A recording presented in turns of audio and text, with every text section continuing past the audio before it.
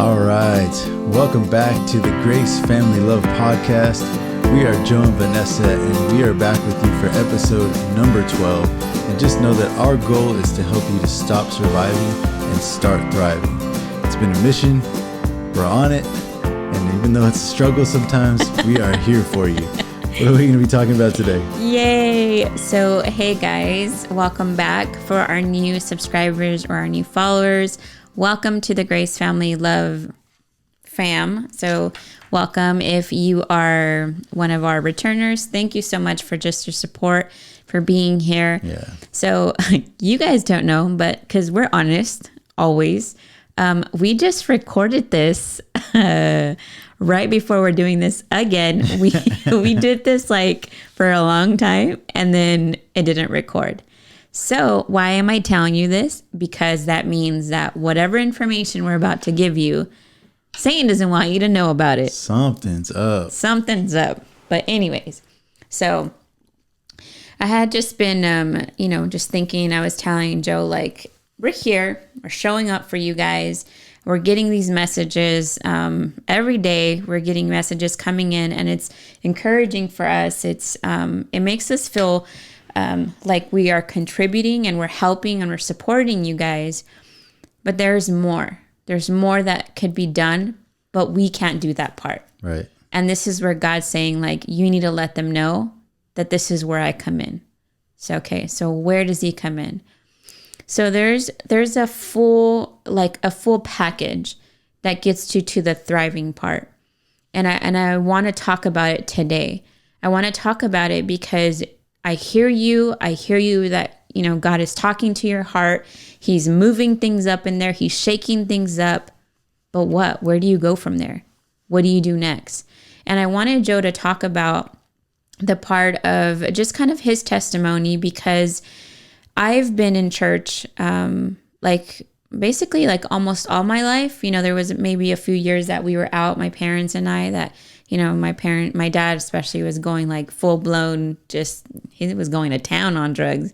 We were just hanging out, So we, of course, it's a little bit harder to do it when you're in church. So we stopped going for a little bit, but church has been a part of me always.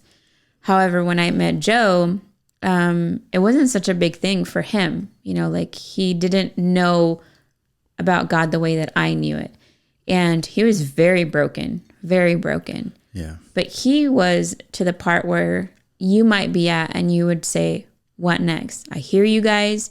I want to change in my life. I'm not okay where I'm at.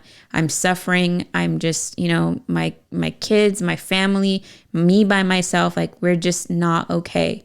What next? So I want him to just talk to you guys a little bit about his testimony, and hopes that you guys can maybe just kind of identify yourself in one of the parts of where he was at, and maybe feel like, okay, somebody knows where I'm at, or somebody understands me. Yeah, I appreciate that. I think that it's maybe a lot of what other people experience, in that I was taught about Catholicism as I was growing up. And so the idea of going to church or going to mass, it wasn't foreign. It was something that I was used to and I was familiar with. At the same time, I think like a lot of kids, it was like you just did it because you were told to do that. Yeah. So growing up, I spent a lot of time with my grandparents because my mom, really was working a lot, trying to provide for my sister and I. And my dad, he wasn't around as much, or a good influence in my younger years. And so in order to help her, my mom, do what she needed to do, my grandparents kind of stepped up and really looked after us. So I would go to mass with my grandma, or my grandma, my grandpa. And so it was okay. I didn't mind it. It wasn't like a chore or a burden for me. And so that was familiar. I was put into catechism. So I did my first communion. I did confirmation. I did all that stuff, and it was familiar. What I think I didn't have was a genuine understanding or a genuine relationship with God that allowed me to know that God is not just a big spirit in the sky that you read about in the Bible or people tell stories about, but actual a person to have a relationship with as a Someone to friend, be connected with. right, to be connected with, or like a heavenly father type. And so I didn't understand that. Now, as I was growing up, once my dad, he was maturing in his own life, and he gave himself to Christ and accepted Jesus Christ as Lord and Savior. And it really caused a radical change in his life. And I got to witness that. And looking back, You said you were about like 9 years old when that happened? yeah, I was about 9 years old, I think. That's very young. And so, and what we forget, though, is I only know this now that I'm older, is that children are formed like between the ages of 0 and 5. Mm-hmm. So by that time, kids are pretty much have mapped out how they're going to respond to difficult decisions, difficult situations, how they're going to, their characters being molded, and they're pretty much programmed by that time for the rest of their life. Yeah. And so it's going to be up to them as they get older to decide, I want to be different or not. Yeah. But the framework is already there. The foundation's already been laid. So my dad making those changes in his life, it was a really radical change. And I got to see the before and after, and it was remarkable. So looking back, I really thank God for that, because that was another exposure that I had to, this is Christianity now, but an exposure to God in a different way. Mm-hmm. Now it wasn't just God where I go and visit God, and then when I leave, God's not there, or I could pray to God if I ever wanted to, but I didn't really understand what that meant, or that there was that it was a conversation that God would respond. So now seeing this different exposure from my dad's conversion, and then we started going to different churches that practice a different type. It was Christianity now, and so that opened my mind to a different type of perspective. So growing up, I wish that would have had a bigger influence on me now, but maybe you can just chalk it down to God's timing, and maybe I needed to go through some things. I don't know, but a lot of it had to do with the fact that my perspective and the foundation for me mentally and emotionally had already been laid as well. So my life was very much problematic because of the fact that I was a troublemaker in a lot of ways. I caused a lot of conflict, and I was rebellious in a lot of ways. And so that really made it difficult, for me to be at peace, and for people around me to be at peace. And part of the catalyst for me going to the military was just that. Like, I wanted to be away from everybody. I wanted to do what I wanted to do. And hearing things like, my roof, my rules. And I'm like, okay, well then I'll just get up out from under your roof, and just having a bad attitude about it. And so I catapulted myself out, knowing that I wouldn't be able to sustain myself by working and having to pay rent and all that stuff. So I went to the military knowing that they would help me support myself so that I could get out and still survive. And literally that's what I had done. I just was surviving. And year after year after year, I was just surviving. And it led me to ultimately try to find my own ways of living life. And I struggled. I was drinking a lot and partying a lot, and just really angry and confrontational, and having to live through something like a divorce where it just really broke me. It was probably one of the most terrible and miserable experiences that I've ever lived through, and I wouldn't wish that on anybody. Yeah. So for the ones that are new here and you guys don't know the story, when I met Joe, he was already divorced. How many years had you been divorced already? I think I'd been divorced officially 2 years. 2 years. So when I met him, he had just been divorced. 2 years is not very long. And then I was actually in a relationship at that time, like when I met him. So was he. But he was, how old were you at that time? Like 25? Yes. He was 25. Gavin was 5. So here you are, have a guy with a 5-year-old son, extremely broken. Like he said, like he drank a lot. When I met him, he was dating a lot as well. We went to college together, and like he just seemed like a person that looked like he had it all together, but didn't almost at the same time, because he would just come in just hungover to class. Just he wouldn't do his work. Like he just seemed like he was just having a hard time. Like he did. And I was. And what happened is just you let life beat you up enough. And really what I didn't understand at the time was that everything that you do has a consequence. And I was literally living out the consequences for all my bad actions. But I thought it was just everybody around me was drama. All these women that I had relationships with were drama. And it was me. I was the one that was broken. I was the one that couldn't get it together. And what was weird is that people might have thought like I'm a really nice guy, or I'm really fun to be around, or I'm nice to party with, or whatever. But at the end of the day, at night, I was just terribly lost and so alone. And I felt miserable, and I was sad. And it was a deep kind of sad. I don't think it was like depression, but it was this emptiness that I could not fill. And the only way that I could do that was by distracting myself. I would make myself busy. I would, work. At one point I was going to school, and I had 2 jobs. So I didn't sleep much, and I couldn't do it very long because it just drained me like crazy. But it kept me from thinking about how sad and lonely I was. And it's even sad now to think about how sad and lonely I was, but that is really the case. I was really those things. And so I got to a point in my life where I was just tired.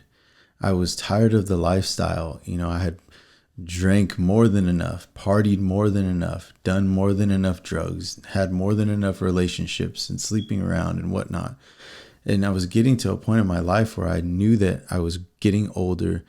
I was watching my son grow up. And I thought, how am I going to leave him something worth living for? What am I going to pass down to him that's going to help make his life better?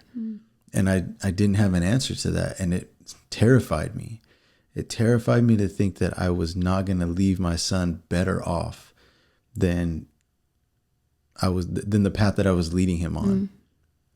And so it was about this time that I met Vanessa, and we started kind of having a conversation. And at the time, she obviously noticed that I was hungover and my scrubs were all wrinkled and whatnot, and I was struggling, but I didn't know that she even saw me. And so I would see her from time to time, and we saw each other, a year and a half.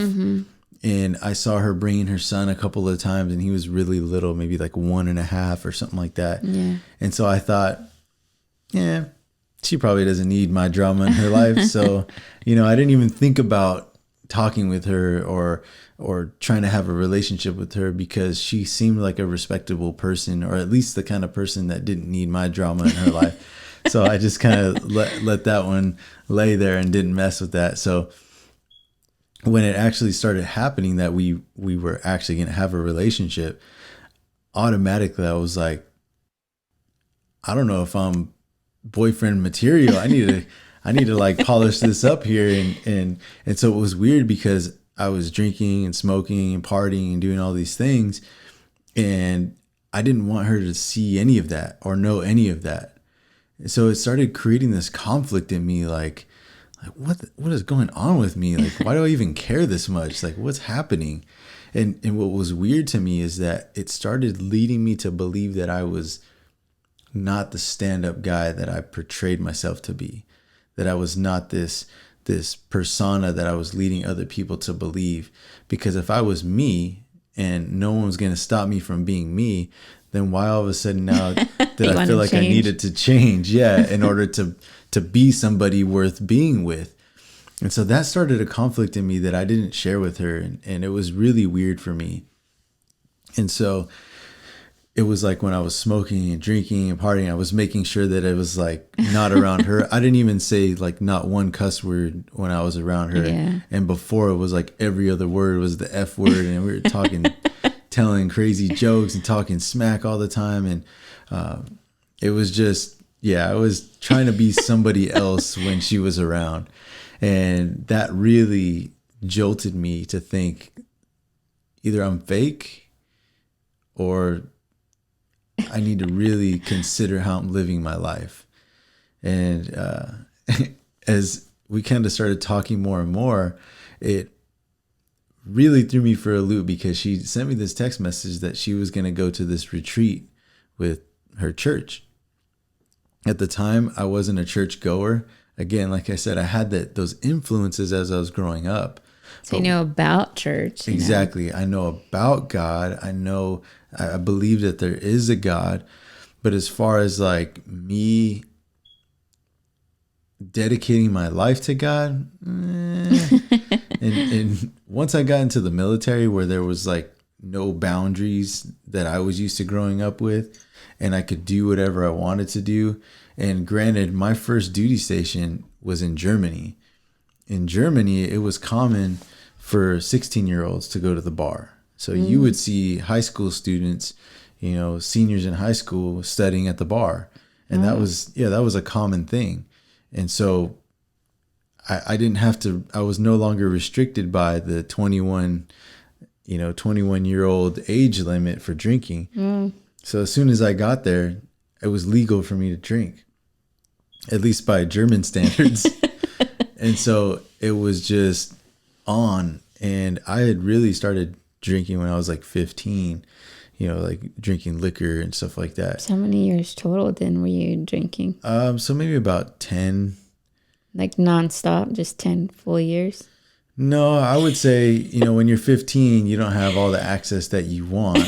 So once I turned 18 is when I went to the military. Yeah. And that's when it was on and cracking.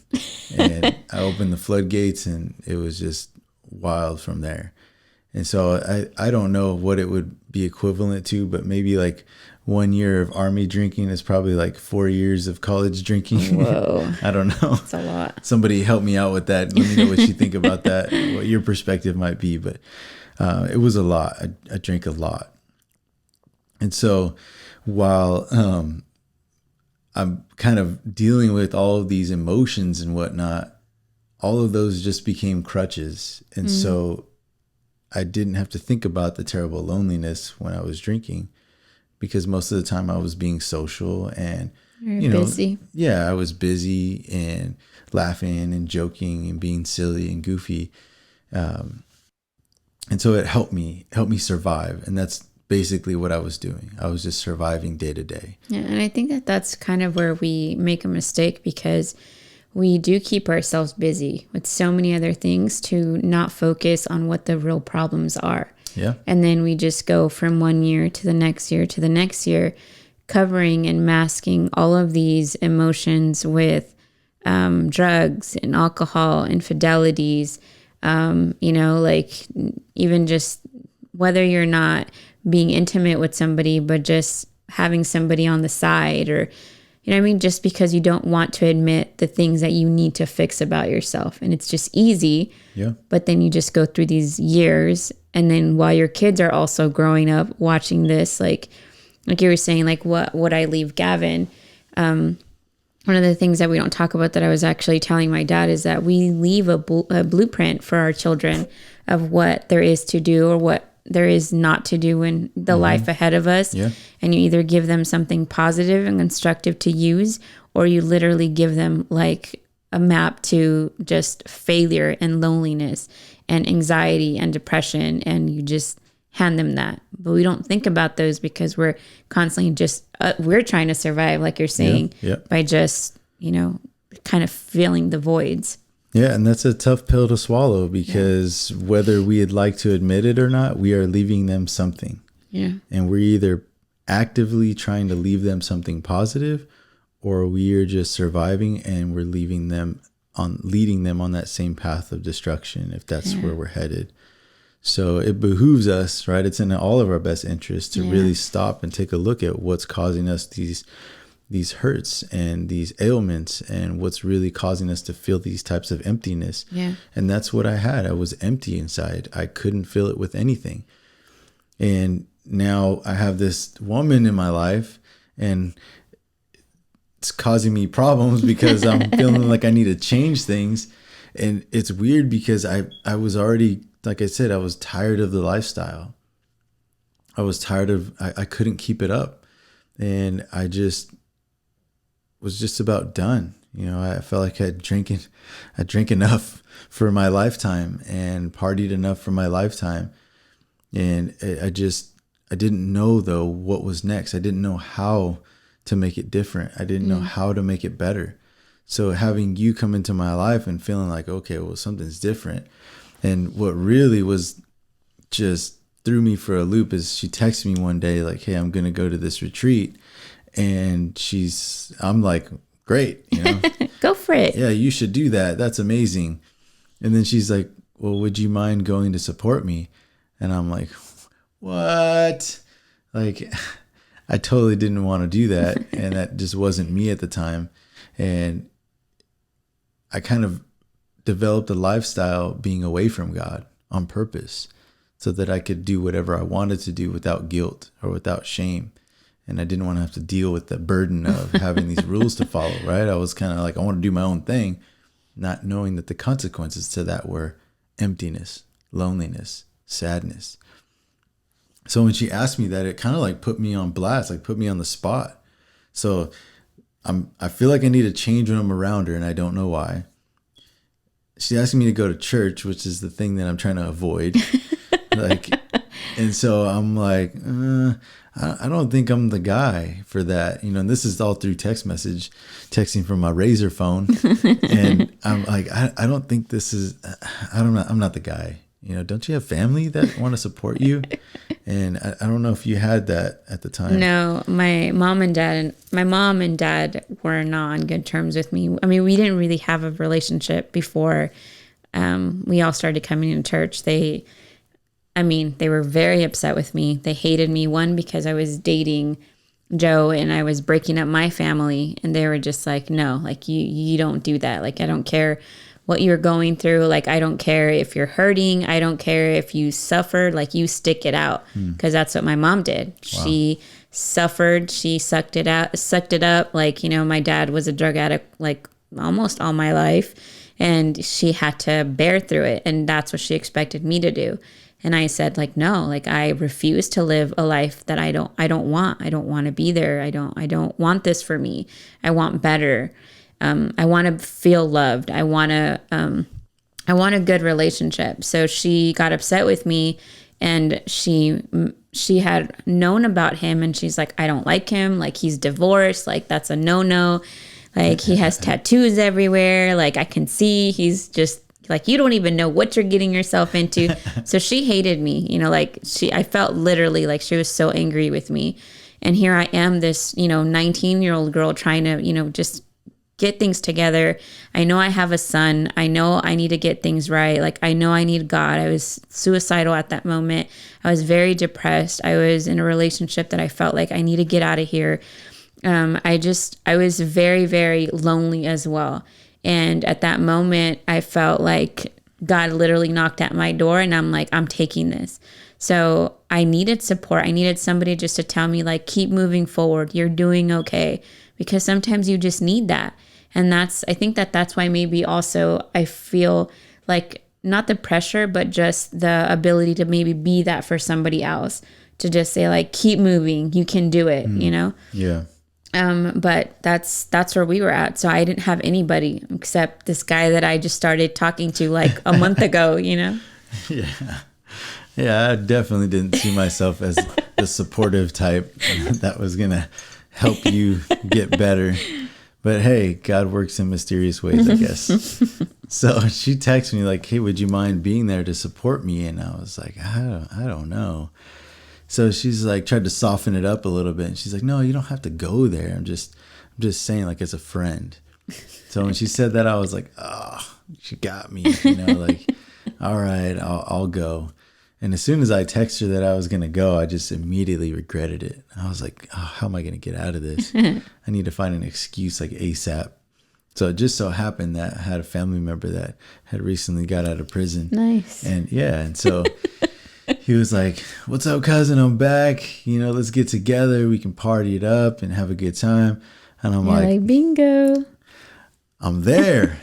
I am there. You know, and I don't want I don't want to highlight it too much, like that was the best life, but I also don't want to be hypocritical and be cynical and be like, oh, I was doing these horrible things in the world and whatever. I was having a blast. I was having a wonderful time. I was living the life. It was great. It was fun. What I didn't understand, though, is that there will be consequences to pay eventually. And what I was experiencing, like I said earlier, was just this, all of it coming to head at once and feeling like not understanding the end result to this life led to something empty. But at the time I was enjoying it. I was having a blast. So I told myself, okay, this is what's going to happen. Church is on Sunday. We're going to party on Saturday. If I don't wake up because I'm too hungover, like, hey, that's a good reason. We had a good time. It was my family. Can't say no to family. Hey, what are you going to do? I can just tell her I'm sorry. Couldn't make it. Oh, well, too bad. So sad. So that's what I did. We partied that night. And I just remember, I don't know how much we drank or whatever, but we even made like a homemade tattoo gun, and I got a tattoo that's even to this day, it's still unfinished. It's hilarious. I'm not going to say my cousin's name because he'd be embarrassed right now, but you know who you are. So we did that, and I don't even remember how I got home, actually. I just remember the next day opening my eyes and the sun was out, and I was like, yes. Well, I guess I'll send her that text message. Sorry I couldn't make it, woke up late. And I roll over to look at the clock, and it's like 6 a.m, 7 a.m. And I'm like, what? I'm wide awake. He's not a morning person, guys. I'm not a morning person, and I couldn't go back to sleep, which is not like me. No. If I just blink, I'm done for like another 2 hours. And so I'm just like, what is happening right now? And I really think it was just a God thing. And so I just said, well, I guess I better be a man of my word. So I got up, I got in the shower, got ready, made it to church on time, even a little bit early. And, some people came up, and a couple guys introduced themselves. They said hi. I met the pastors. And I remember thinking like, man, what am I doing here? And I was so hungover. And I felt so crispy and dehydrated. Like I just wanted some water. I was like, what is happening here? And what am I doing? And so fast forward now, the service is happening. Things are moving, and the ladies are coming out from their retreat. I think they had gone Friday night, Saturday, Sunday. So they're coming out from their weekend retreat. And all the ladies, they looked really nice. They looked really pretty. And, they had their hair done, and they were dressed really well. And I just remember seeing their faces like with no makeup, because they probably like had been crying it all out or something. Yeah, we did. And so what was weird is that even with no makeup, they just looked brilliant. Like they were just radiating. And I remember looking at their faces, and immediately I saw and felt what I was missing. And it was just this immense peace that they seemed to have on their faces. And I knew immediately that that's what I didn't have, what I was yearning for, what I longed for, and I was desperate for. And it was so weird. And it impacted me so much that I actually got up and left. I left the church. And so I did my best. I made eye contact with Vanessa, like, hey, I'm here. You see me? All right, I'm out. And I guess my Catholic roots kicked in, because I pulled out a $5 bill out of my pocket, and I leaned to the person next to me, and I was like, hey, can you put this in the basket when it comes by? Thanks. So I handed him a $5 bill. I bolted, and I couldn't be there. It was weird. I felt, I don't know, convicted, or like a spotlight was pointed on me. And I don't know. It was the strangest thing, but I totally left. I bailed.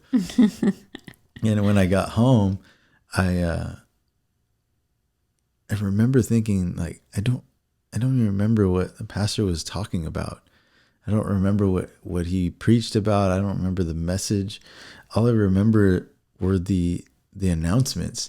Of all things to remember, I just remembered the announcements, and it was like haunting me. I just remember him saying that Wednesday there was going to be worship service. Thursday was going to be men's Bible study. Friday was going to be a men's retreat. And it just ate me up inside. And within me, like in my heart, it was like, you need this. This is what you've been looking for. This is the thing that will help you get rid of that feeling of loneliness and sadness and emptiness. And so I went back on Wednesday, and I didn't speak any Spanish, and all the songs are in Spanish, but I just cried my eyes out. It was the weirdest thing. I cried for, I don't know, how long was the service? Like 2 hours and a half. Like 2.5 hours. So this military, just big grouchy guy was crying for 2 hours and a half. I don't think he probably even cried that for years. Seriously. So I just got it. Whatever was in me, it just all came out. And I felt so light. I felt better. And Thursday I went to the men's Bible study. And it was something that I felt good about. It was positive. It was constructive. It was helpful. It was different. And Friday I went to the men's retreat, and that was 14 and a half years ago, and I haven't stopped going since. And it's really been just a godsend, a huge blessing for the pastors and the men that have come and helped speak life into me and help build me up and help me get to where I am today.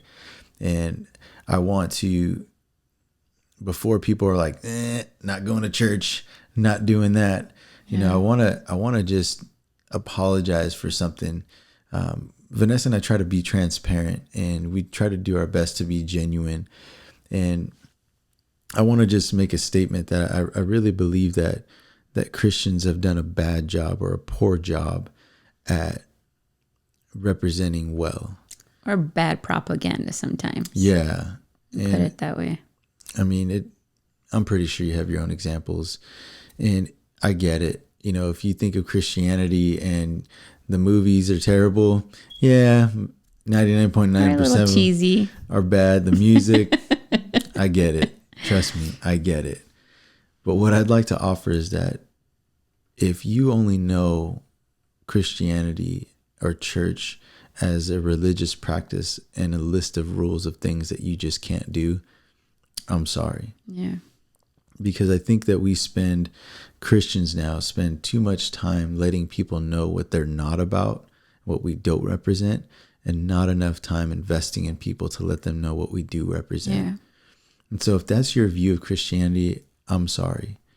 Please forgive us. That's not what we're trying to pitch to you right now. That's not what we're not trying to sell you something.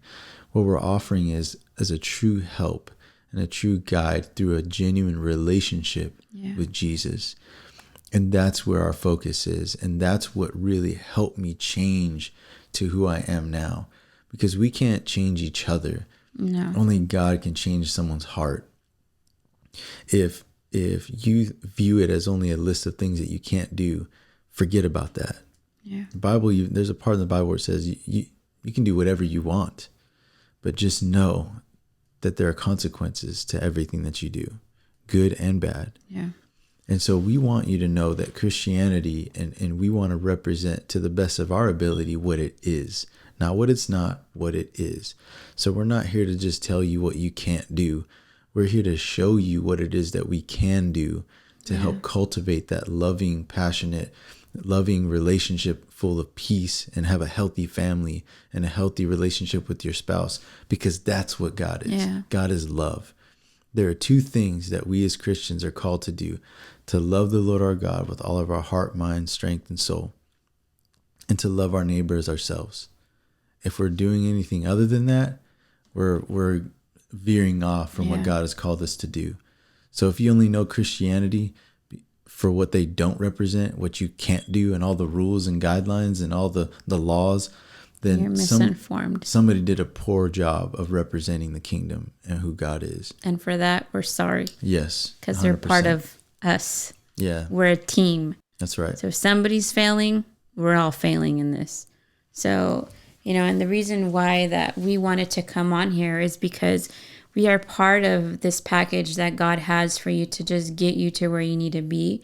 But We alone can't get you there. Yeah. We're just like a vehicle. We're your Uber driver, and a good one, hopefully, but other than that, like the vehicle itself, the company, like I want you to think about it, church in this area. You're a sick person. I'm a sick person. Joe is sick. We all have our own illnesses. Yeah. We're all wounded and we need healing. Yes. And where do you go for healing? You go to a hospital. You go to the doctor. The doctor tells you this is what's wrong. These are the medications that you need to take. So when you go to church, that's where you're going. You're going to a hospital full of ill people, full of broken people, including the pastor. Everybody's broken. Yes. Nobody's perfect. And we get it wrong when we think Christian and we think you should be perfect. You're absolutely wrong. It's actually the opposite. We're all broken, literally all of us. The only difference, and I explain this over and over, the difference is that when we are going through trials, like we have the relationship with God to help us get through these stages or these seasons, but we are imperfect humans and we will be imperfect humans till the day we die. Yeah. That's why Jesus came to die for us, because he knew we were not going to be perfect. So he came to do that job. So when God wants to kind of bring this whole complete full circle of healing to your life to get you to the thriving part, he needs you to be able to have a relationship with him. And I want you to think about it this way. There's different marriages, right? So you see us and you see the connection that we have with each other, but there's a relationship going on. You don't see me just talking by myself and him ignoring me, or him just being like, or vice versa. There's a dialogue. It's back and forth. So that's the exact same thing that you need to have with God. And you can say, like, Vanessa, how is God going to talk to me? Like, how is there a dialogue? There is a dialogue. That's the crazy part about it. Like when I come to you and I say, like, God said this, like, it's because it's true. That's the dialogue that I have with him. And how does he talk to me? There's literally a whole book of just who he is, his character, of the things that he wants to tell you, the things that he wants to show you, the things that he wants to transfer into your brain to get the ugly, bad, sick things out. He wants to do that through his word. Yeah. But you need to be able to read his word. You can't just expect to go to church and somebody just give you the sermon and then you not go and seek the relationship, or, have just somebody else tell you, like us right now, through just verses. Yes, it's good, but you also need to be able to have that with him. Joe's very good at reading the Bible, and kind of, I feel like he's very good at reading it and telling me like what it all says. And I used to struggle a lot. I don't, like, almost all my life, I never really read the Bible, to be honest. I had it there, but I never really read it until I got really sick. And I needed to hear from God. And I started telling him, like, talk to me. So a verse would pop in my mind. I would look for it and I'd be like, oh man, okay, like, dang, like that touched my heart. So if you think about it, I'd like to explain it this way, like those little, what are they called? Like the little recipe, like the little boxes with recipes in it. For me, I have one of those, but with God's verses for sickness, for healing, for forgiveness, for love, for patience, for grace. There's God's word, and they're all in there. They're all in his book. Everything you need is in there, but you need to give it a chance. If it's hard for you, find a devotional, read the devotional. They give you like just the verse, and it breaks it down very small, but then it gives you an explanation of how God is trying to talk to you in your life. Just make sure that you connect somewhere. Being a part of a community church is so important because it's a transfer of life. Yes. We need this transfer. We need to have these people that are kind of a little bit steps ahead of us to be able to say, like, hey, this is how you get to these steps. Yeah, that's very important. Let me give you this. Let me show you this. And remember, when you're able to do that, you are literally teaching your kids how to be a good husband, how to be a good wife, how to be a good daughter, how to be a good son. You're teaching your children all of these things, and the consequences of that is going to be your child is going to be thriving before you are now. He's going to have that blueprint way before, like you're probably getting it in your 30s, 40s, but because you're showing it to him now, he's not going to be suffering as long as you are, and like how long we did. That's definitely what we want. We want better for our kids. So just know too that if you're hearing this, you know, and if maybe you're the spouse, maybe you're the wife, and you're on board and you're like, you know what, I've been yearning to get into a church community. I feel like God has been calling me, and I feel like this is the next step in our journey. And then you try to talk to your husband, he's like, this is not for me. Yeah, I get it. You know, I had that mentality too, where it's like, and I still have it a lot of times. I just have to keep it in check, where it's like, it's my problem. I don't need to talk about it with anybody. If I need to fix it, then I'll fix it. It's my business. And I understand that. I get it. At the same time, I don't want you to get impatient or really down on yourself about that. And that's where prayer really comes in, because maybe, you know, like I said, we can't change each other's hearts, but God can. Yeah. And so through prayer and patience, that is really going to take you very far. And the best thing that we can do is internalize it to where if I make my relationship with God, I guess like a personal goal to really dig deep and figure out, okay, what areas, God, do I need you to heal me and work on me? Yeah. It will automatically make me become a different kind of person. And me being that different kind of person will help me respond to her in a different kind of way. And it'll be much more positive. Yeah. So don't be too discouraged if you guys are not on the same page when it comes to that. It's very difficult. And maybe if you come from a broken past like I do, and particularly you've developed all these ways to not have to think about the problems, it's hard to get out of that habit too, because when you learn how to survive, if you think about taking that away, it can be scary. Yeah. Because surviving is what keeps you alive. Surviving what helps you get through day after day after day of the same job, or day after day of dealing with family issues, or maybe your marriage is struggling, and so just trying to survive is helping you get to the next day. So trying to take away the very thing that helps you survive could be a very difficult and challenging process. But if you guys can talk about it, or if you as an individual can come to terms with, you know what, I do need to do things different, and make that your goal, that can help. Or maybe this will help you understand your spouse better, so you don't feel like you need to push or nag to force them to change, when it just, maybe your prayer is enough. For me, I absolutely needed that environment to thrive. I absolutely needed somebody to guide me and to instruct me. Something that I didn't realize at the time when I was in the Army was that it gave me a sense that I was a part of something bigger than myself. And it gave me something to represent, to stand for, to fight for. And then I had brothers next to me that were willing to die for me if the situation called for it. So when I came into this church community, I was able to get that same feeling of being a part of something bigger than myself. Mm-hmm. It allowed me to know that there are brothers that were willing to sacrifice for me and pray for me, and sometimes give out of their own pocket for my sake, for my well-being. And that really meant a lot to me, because most of the time, people are not nice for no reason. A lot of times people are not willing to help you for no reason. Yeah. But in this, something in return. Right. But in this case, I was able to find a church community that I believe was fit for me, to help me come to realize where I was, where I wanted to be, and they were willing to walk right along with me. So here we are. We feel like we would be ungrateful if we didn't do the same thing for someone else. Yeah. And I'm not trying to downplay what we're doing. I do appreciate all of our effort, and I hope you do too.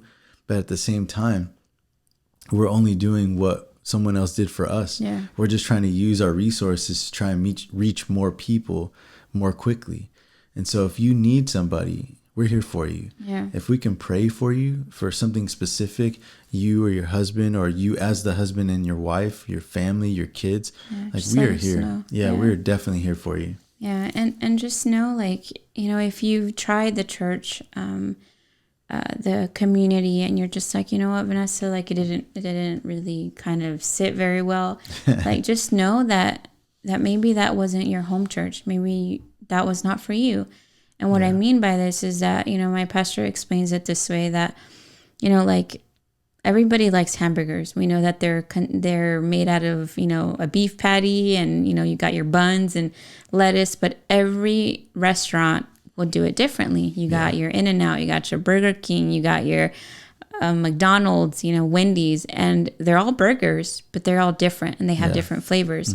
So churches are the same thing, and maybe you don't like In-N-Out burger, but you like McDonald's burger.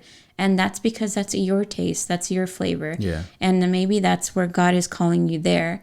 So, seek, look, if you're just like, Vanessa, I have no clue where to start, like, call me, say, hey, I live in Georgia, I live in Boston. I'll do the research for you. We will do the research for you. We just want you to get connected. We want you to get to that place where God wants you to be.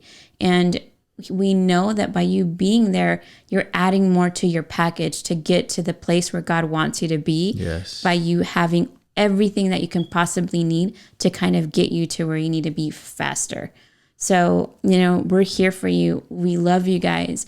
And I've been getting a lot where people are just like, man, I really feel what you guys are telling me. Like, I feel your guys' love. You have to understand that it's not us. We're broken people. Like, if it was for us, like, we wouldn't have it in us. I don't even know what time it is. This is the second time we're doing this, guys.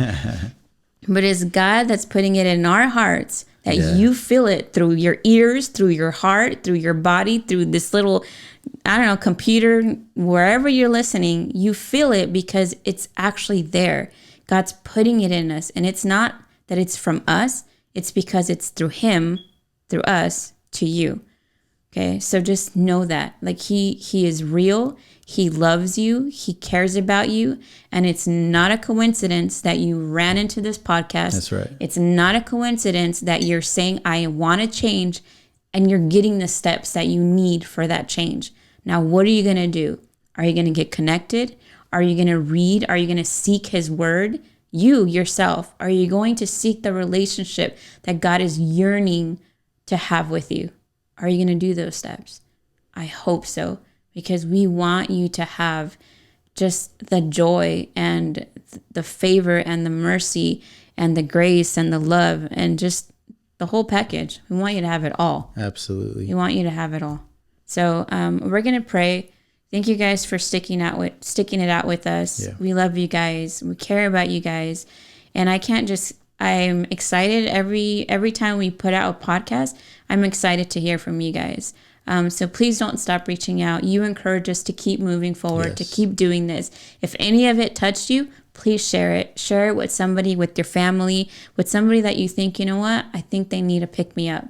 Share it, because it's not a coincidence when you feel it in your heart that you need to share it. Yes. Okay?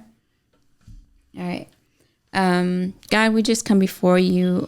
One, to just thank you for this opportunity. Yes, thank you. I thank you for the other person on the other side of this. I thank you for their life. I thank you for allowing them to be here in this moment.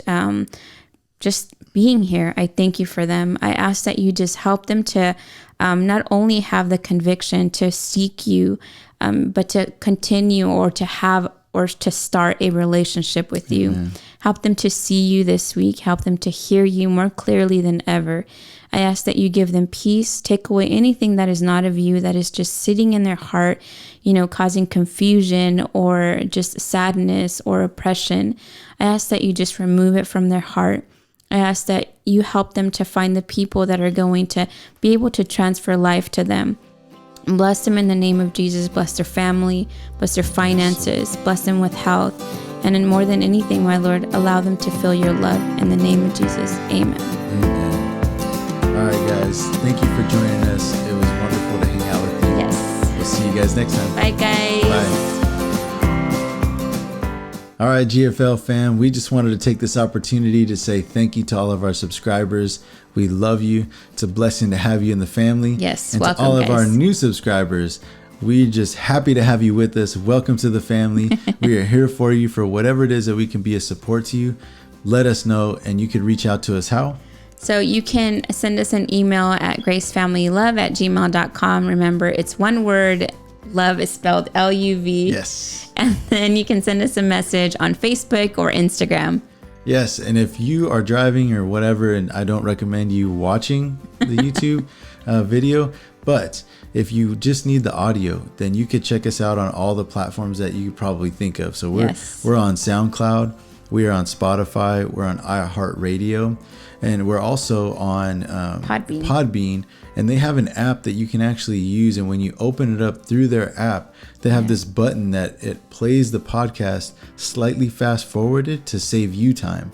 So it doesn't sound all distorted like we're chipmunks or anything, but it's just a cool tool that helps you to save just a little bit of time, and give it a shot. We recommend it. So if this helped you in any way and you just enjoy what we're putting out, if you don't want to miss any more of the content, please subscribe and hit that bell for all the notifications. We would love to have you just support us in that way. It would mean the world to us. Okay? Yes. All right. God bless you guys. We'll see you next time.